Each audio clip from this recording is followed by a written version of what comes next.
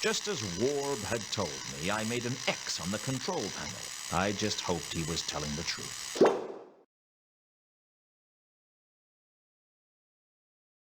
The rune panel was probably...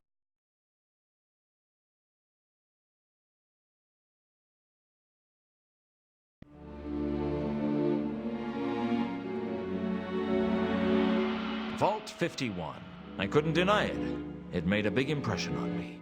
Not quite as big an impression as some of the traps on the way would have done, but at least the impression it was making wasn't fatal.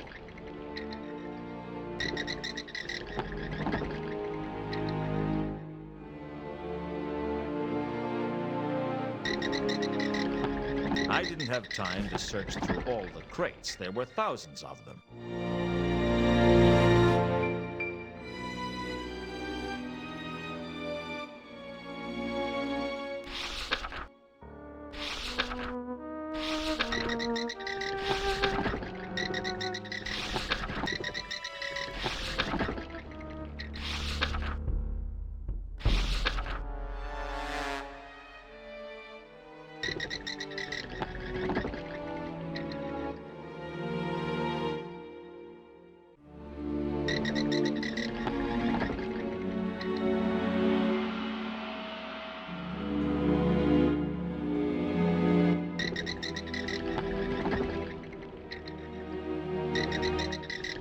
I worked my way around the vault towards Exhibit 3712V.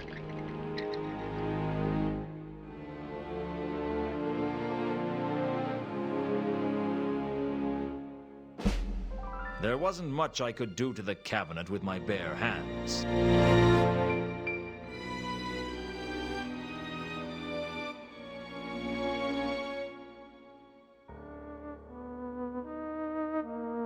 Great idea. Shame it won't work unless you're a playtester or you've hacked the game. The glass cabinet contained urns from Zorta and was labeled 3711 to 3713V. It was one of the most boring things I've ever seen. The fat urn was clearly a very ancient piece of pottery. It looked very boring indeed.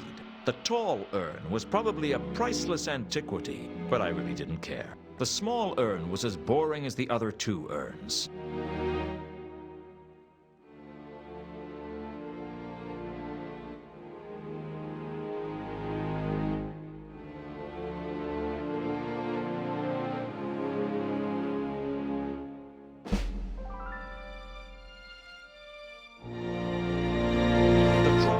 Scored through the cabinet's glass like an accountant through a rich man's wallet.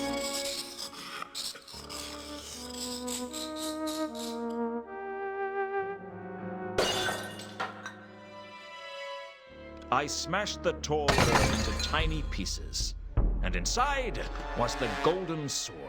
Finally, this was it. The artifact that Carlotta, Horst, and who knows how many other people were looking for. Frankly, it was a bit of an anticlimax. I expected it to at least glow a little, or perhaps sing to itself quietly, or hum with the stolen souls of 1,000 men. But it just felt cold and hard in my hand, like any other sword. Suddenly it came over me that everything would go wrong. It sounds crazy, but it's true, so help me. I couldn't hear my footsteps. It was the walk of a dead man.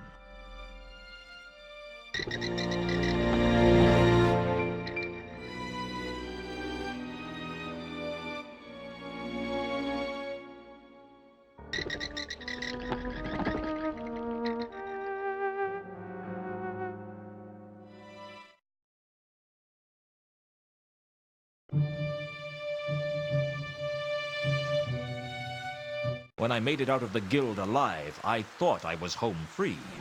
there was something wrong. I couldn't put my finger on it, but I knew I was in danger. I'm not a suspicious man, but I am a cautious man. I decided then and there to start running and not look back until my office door was safely locked behind me. But something else had plans for me not to make it that far.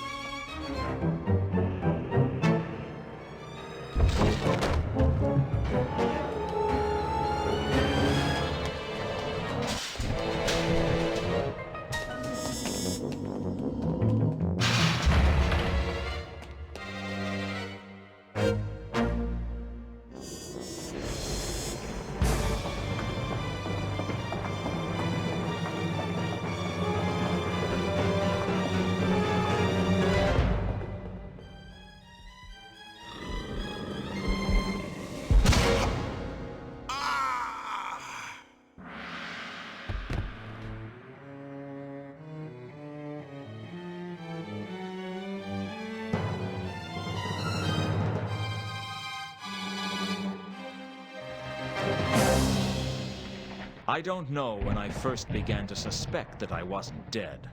I guess it must have been when I realized I was thinking about whether or not I was dead. The anthropomorphic entity with the scythe hadn't turned up, so I figured I was either alive or undead. And it didn't take me long to work out which.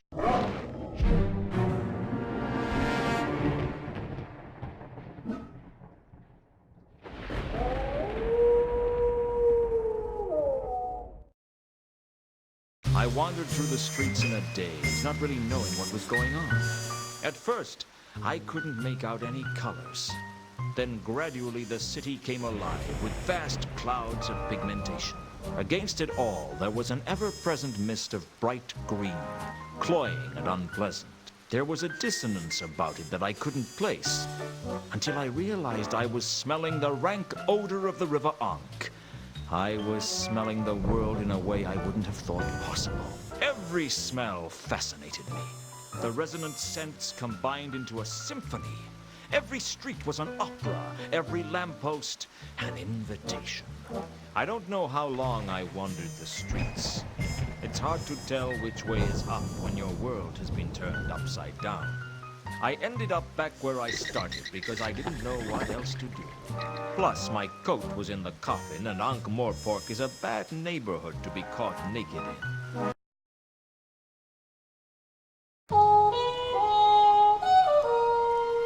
Woof, woof. I haven't got anything to eat, if that's what you want. Woof, woof, woof. I haven't got any idea what's going on either. Woof, bloody woof. Hey, That's pretty sharp. Most people don't catch on to that. what did you say? Woof, woof. You can talk, can't you? I mean, really talk. Nothing gets past you, does it? How did you do that? Well, I can sort of talk. Nonsense. If there was a talking dog in Ankh-Morpork, I'd have heard about it. Well, the thing is, most people don't seem to notice it.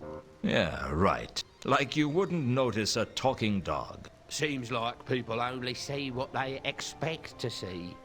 How philosophical of you. I just calls them as I see them. So how come I can tell you can talk? I don't claim to understand it, I just do it. Do you know what's happened to me? I'm guessing you didn't know you were a werewolf till you woke up this morning. I'm a werewolf. That explains what's happening to me. I thought somebody slipped something into my embalming fluid. First order of business is to train you up then.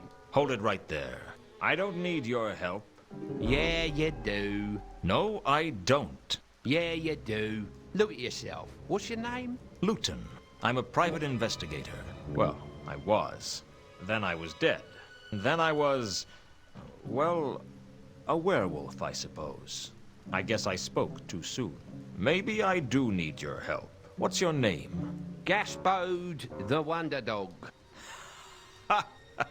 The Wonder Dog? Hey, don't knock the name. I was named after the famous Gaspode. Never heard of him.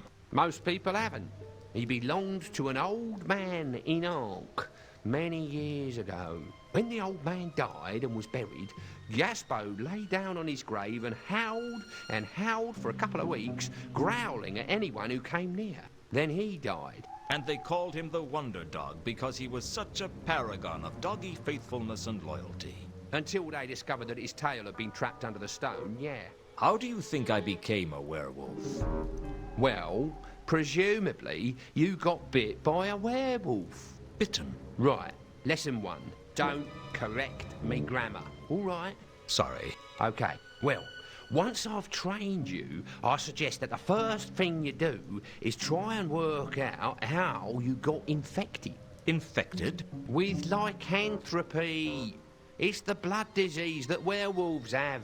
Now, since you don't have any cubhood memories of romping with your pack, I reckon it's a safe bet that you got infected somehow. So someone I know is a werewolf. Give the wolf a cigar. So can I change between being a wolf and a man at will? Sort of. There's a certain way the change works. The change? There's 2 things you've got to learn about being a werewolf. The nose and the change. The nose? Yeah, the nose. Werewolves have a unique perception of the world, a different point of smell. I've noticed that. I can see scents as colors, and they have a certain feel about them, too. Those colours are unique. Each smell has its own signature colour.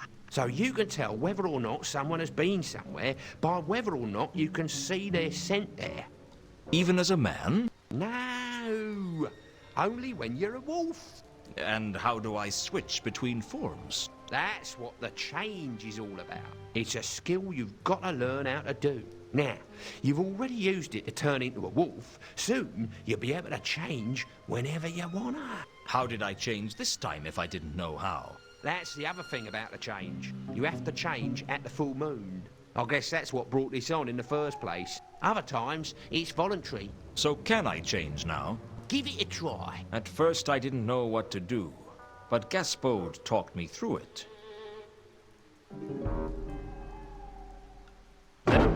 You look around, tell me what you see as a wolf. There's a lot of colors. Phew. I can see how you became a private investigator. You get a lot more information about scents with your werewolf senses. You can see them as colours. I can see a mist of bright green surrounding everything. And there's something that looks like a long stream of purplish red cloud with some tiny fluorescent greenish yellow purple specks in it. Also, there's a ground fog of some kind of unpleasant blue. Well, the bright green is the stench of the River Ankh. No mistake in that. That long stream of cloud sounds like the scent of someone having gone through the cemetery recently. Does it smell like a privy carpet? No, it smells like Carlotta, but with less treble. Well, it wasn't me then. I guess I'm the ground fog of unpleasant blue. Who was it? I don't know who it was, but it was someone. I can't see my own scent. Well, that's normal. You're so used to being around it that it's invisible to you. And that's handy for me, what with my stench and all. So I can follow the purplish scent to find this person. If you want, and assuming you don't lose the trail, other smells eventually drown scents out, especially out on the streets. What about the coruscating dots? What's it like? It's like flashing green, yellow, purple. Is it like mature mould with an earthy echo? No. It's not you then? Dunno what it is. See where else you find it and you might be able to work out what it is. According to Gaspode, I could learn a lot from comparing different scents. I figured that could come in handy in my line of work. Assuming I could change back to being human, that is. I gave it my best shot. Right, that's about it. Apart from the full moon, you can be whatever you want to be. But as of the full moon, you're sniffing lampposts with the rest of us.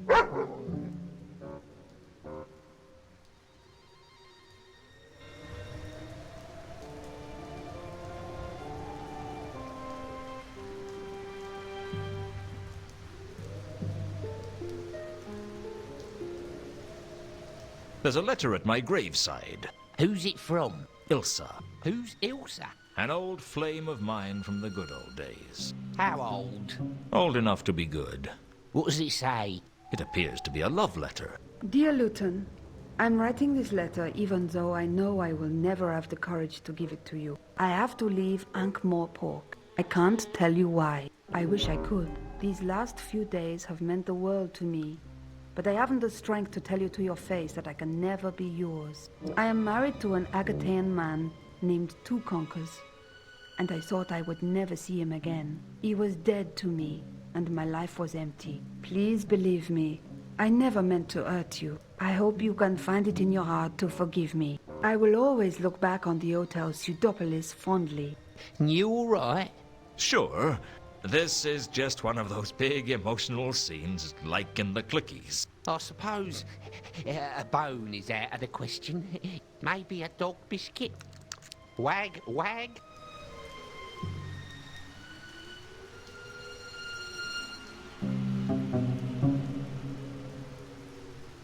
My own grave. How depressing. I decided against crawling back into my grave.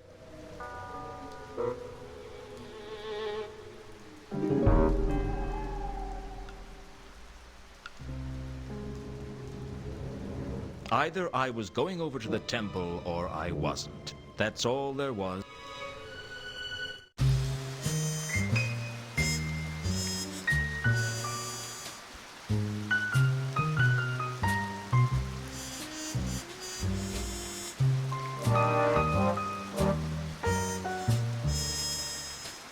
When I returned to my office for the first time since my murder, a man was already there. I knew he was a man because Corporal Nobbs was the only person in Ankh-Morpork who has to carry a letter to confirm his species.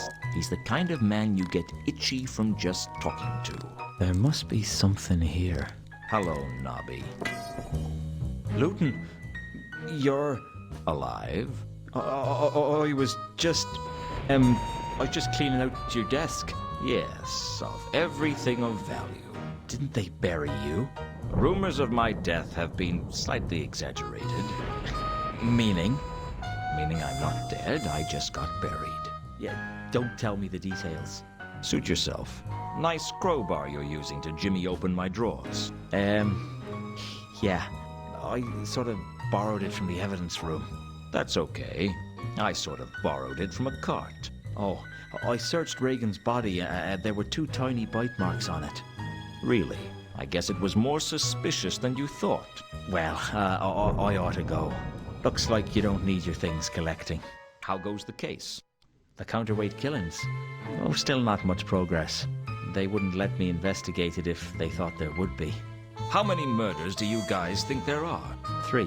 One of the patrician's clerks, the reader of esoteric occultism up at Unseen University, and one of the city's richest merchants. There'd be 3 more if you counted Mundy, Reagan, and Malachite. I suppose so. Still not convinced? Well, Vimes isn't convinced. Even though I've been cleared, I have to get back to the yard. Nobby didn't seem very comfortable around me. I didn't know if it was because of my return from the grave or because I'd caught him trying to steal everything of value that wasn't tied down. Although with Nobby, even if you tied it down, he'd steal the string. The only thing I was sure of was that my next step was to look into the counterweight killings. I had a feeling I wasn't going to like what I found.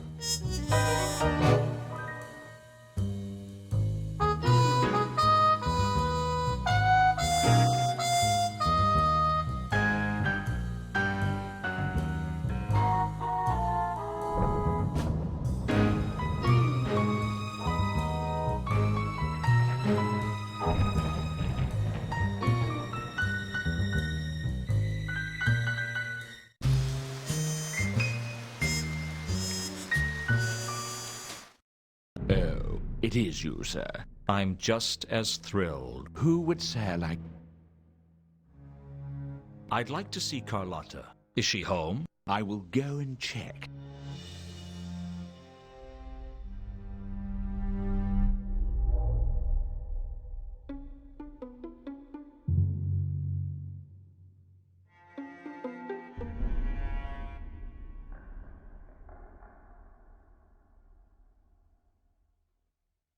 The book was about the lineage. I didn't understand much of it, but I noticed that there were handwritten corrections in it. The Count's health was getting worse. He wasn't making much sense. Is that you? I knew you'd come for me sooner or later. Is it time? Is it time already? It's been such a long time, hasn't it? We've had fun together, haven't we? Soon enough. Count? Soon enough, my dear. Soon enough. Count? It's Lewton. He cannot hear you. Why not? It's almost his time. I've seen some scary things in my time. I've seen men driven mad by money or women. I've seen wars where neither side has known what they were fighting over. I've seen Nobby getting out of the shower, and believe me, that was no picnic. I didn't really discover what terror was until I found myself talking to a 7-foot-high skeleton with a scythe. Your death! Am I? You know, I wondered why I was carrying the scythe around. Am I? Are you what? A selfish, bitter man who has yet to squander his one last chance at redemption? Am I dead? No. It's not your time. I thought you might have missed me the other day when I was stabbed and you've only just got around to me. I'm famously punctual. So why are you here? I've come out for the Count, so to speak.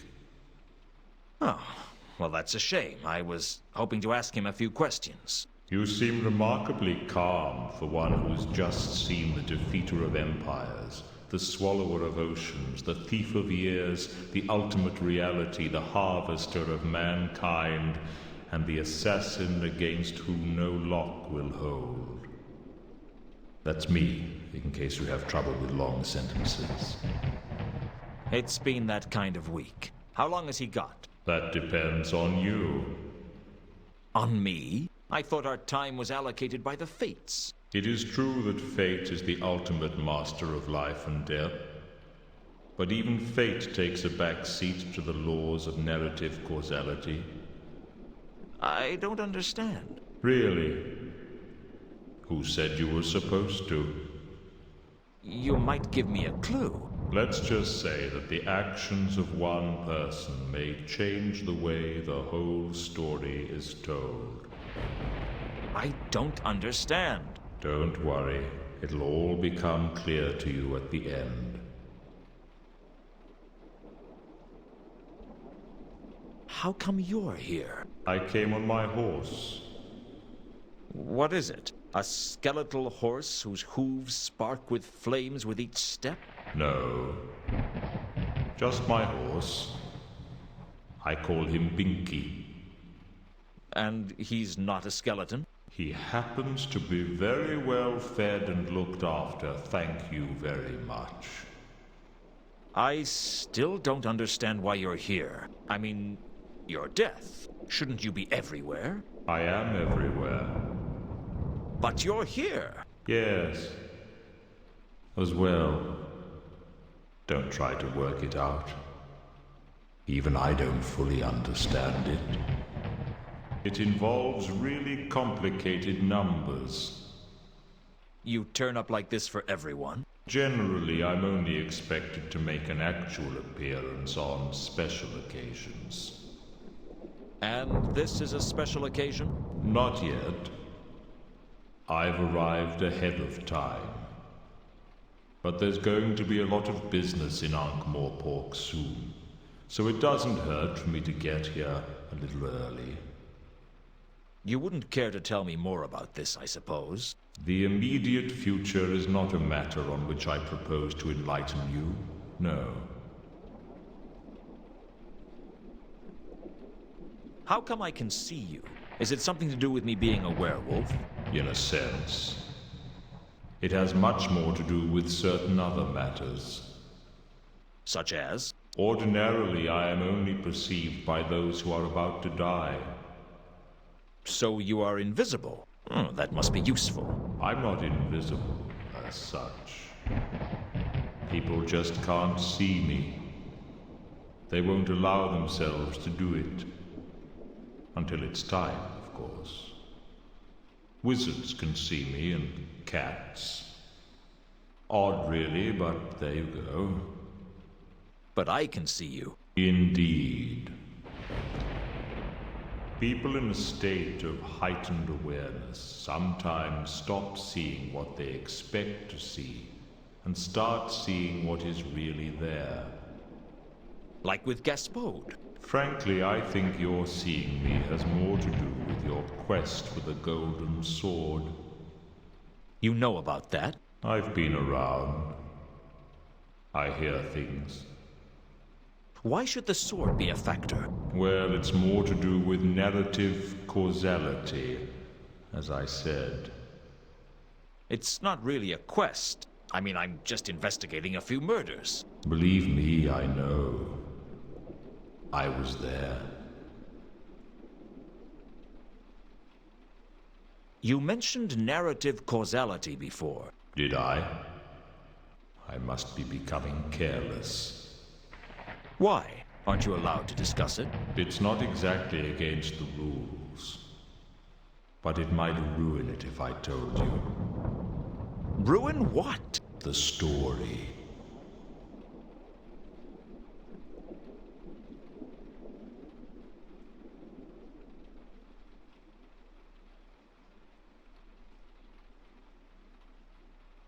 Well, goodbye. I'm sure we'll meet again. Oh, you can be certain of it. Incidentally, I rather like your hard-boiled monologues. You do? Oh, yes. And of course, the way you can actually think out of the corner of your mouth, very impressive. I didn't know I was doing it. Oh, yes. Take that, you doity rat. Wonderful stuff. Very entertaining. You know, sometimes I've wondered if I should take the scythe around, violin case. It would certainly add to the atmosphere of menace and uncertainty. Really? Of course, I don't play the violin. And I can't talk out of the corners of my mouth. It's a great shame.